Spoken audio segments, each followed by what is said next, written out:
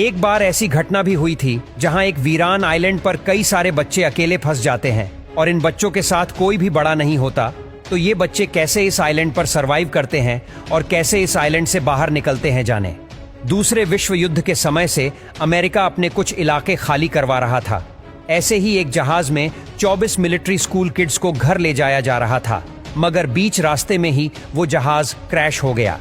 हादसा एक बैरान टापू के करीब हुआ था, इसलिए बच्चे अपनी जान बचाकर टापू पर आ गए क्योंकि इनको लाइफ बोट मिल चुकी थी। इस हादसे में एक पायलट भी जिंदा बचा था, मगर वो घायल हो चुका था।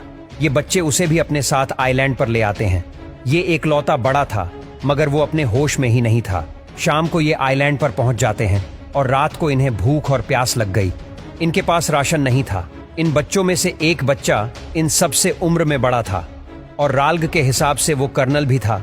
वो बाकी सबसे कहता है कि अभी हम आराम करेंगे और सुबह सोचेंगे कि हमें क्या करना है। अगली सुबह इन्हीं में से एक लड़का जिसका नाम साइमन था, वो आइलैंड पर घूम रहा था। उसे साफ पानी मिल जाता है, वो खुद पानी पी लेता है और वापस अपने साथियों के पास आता है। उन्हें भी पानी के बारे में बता देता है। इसके बाद कुछ बच्चे खाना ढूंढने में लग जाते हैं। कुछ इस आइलैंड की ऊंची जगह पर जाते हैं ताकि देख सके ये जगह कैसी है। किनारे पर ही एक लड़का था जिसे इस कहानी में पीगी का नाम दिया जाता है क्योंकि वो बाकी सबसे मोटा था। उसे एक शंख मिल गया तो वो उसे राल्ग के पास ले आता है। इन्हीं में से एक जैक नामक का लड़का आता है जो कहता है कि शायद हमें पूरे आइलैंड को सही से देखना चाहिए। इसीलिए राल्ग सबको समझाता है कि सबसे पहले तो हमें आग जलानी होगी ताकि यहां से अगर कोई भी गुजरे तो वो हमें देख सके। जैक आगे आता है और कहता है कि मैं आग जलाने का काम करूंगा।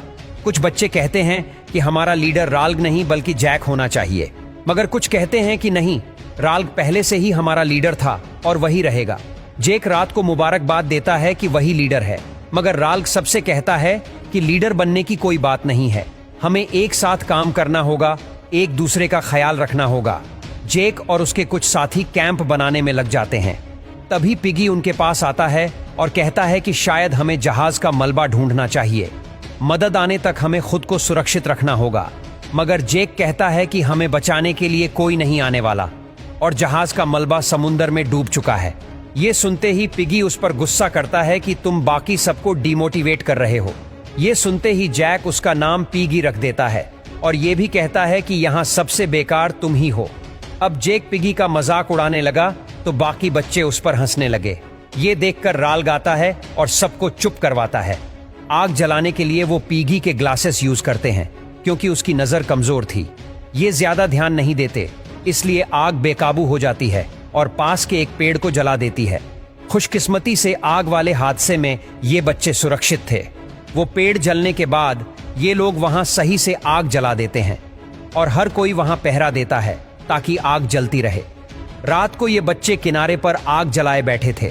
तभी जैक एक डरावनी कहानी सुनाता है जिससे कुछ बच्चे तो बहुत डर जाते हैं और रोने लग जाते हैं। सुबह होती है तो जैक और राल्ग हालात के बारे में बात करते हैं। सिर्फ राल्ग को ही फिक्र थी, मगर जैक को बिल्कुल चिंता नहीं थी। वो कहता है कि हम यहाँ ठीक रहेंगे। इसी के साथ वो राल्ग के साथ हंसी मजाक में लड़ने लगा। इसके बाद दोनों आइलैंड के जंगल में जाते हैं जहाँ इनके करीब से एक जंगली भोर गुजरता है, मगर इसका शिकार करना इतना आसान नहीं है। शाम को दिखाया जाता है कि जो बच्चे आग जलाने की ड्यूटी पर थे वो एक छिपकली को पकाकर खाने लगते हैं। अगले दिन राल्ग को बहुत गुस्सा आता है क्योंकि कुछ बच्चे बात नहीं मान रहे थे, वो बस अपनी मनमानी कर रहे थे। इसलिए वो शंख को बजाता है, सभी को एक जगह इकट्ठा करता है और उन्हें समझाता है कि तुम सभी को रूल्स मानने होंगे। वो ये भी कहता है कि अब हमें मछलियां पकड़ने की कोशिश करनी होगी क्योंकि हमें खाने की सख्त जरूरत है। हम सिर्फ यहाँ के फ्रूट्स पर ही डिपेंड नहीं हो सकते। फिर राल्ग दो भाइयों को लेके फिशिंग पर जाता है जो असल में ट्विंस थे। अब धीरे धीरे ये बच्चे बेकाबू हो रहे थे, जिसे बिगढेल बच्चे जैक का साथ देते हैं और वो मछली पकड़ने वालों को परेशान करते हैं, उन पर पत्थर फेंकते हैं, मगर राल्ग उन्हें भगा देता है। उनके जाने के बाद ट्विंस बताते हैं कि मिलिट्री स्कूल में आने से पहले जैक को पुलिस ने भी अरेस्ट कर लिया था क्योंकि उसने एक गाड़ी चुराने की कोशिश की थी। मतलब कि जैक नामी लड़का मेंटली ही क्रिमिनल टाइप है। अब जो लड़के जैक के साथ मिले थे वो जैक के कहने पर लकड़ी के भले बना देते हैं।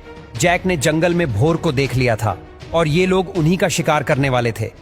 आधी रात को जब सभी बच्चे सो रहे थे तो कैप्टन अपने टेंट से बाहर आता है और आइलैंड के जंगल में चला जाता है।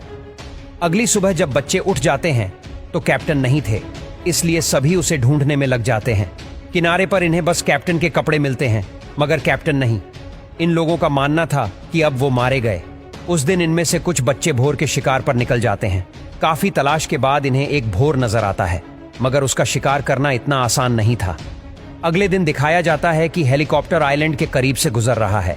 बच्चे मदद के लिए बहुत आवाजें देते हैं, मगर वो इन्हें देख नहीं पाते और चले जाते हैं। तभी उनमें से एक राल्ग से कह रहा है कि हमें भी शिकार पर जाना चाहिए, मगर ट्वीन्स बताते हैं कि शिकार वाला इलाका तो पहले से ही जैक और उसके दोस्तों ने ले लिया है, इसलिए ये लोग पहाड़ी पर जाते हैं और आग जलाते हैं। दूसरी तरफ जैक और उसके दोस्त भोर के शिकार पर आए थे। लहरी नामक का एक लड़का था, वो एक एक्वाना देख लेता है और उसके पीछे पीछे गुफा में पहुंच जाता है। वही एक आदमी उसे पकड़ने की कोशिश करता है। लहरी घबरा जाता है, उसके पास भाला था, इसलिए वो उसे जख्मी करके बाहर निकल जाता है। बाद में वो जैक को इसके बारे में बताता है कि गुफा में एक राक्षस है, उसने मुझ पर हमला किया। जैक को यकीन नहीं आ रहा था, इसलिए जैक और एक लड़का देखने जाते हैं, मगर अंदर जाने से पहले ही वो तेज आवाज सुनते हैं। दोनों डर से भागते हैं। बाद में जैक जब आग लेने पहाड़ी पर जाता है, लेकिन साइमन फिर से एक लाइट लेके उस गुफा में जाता है।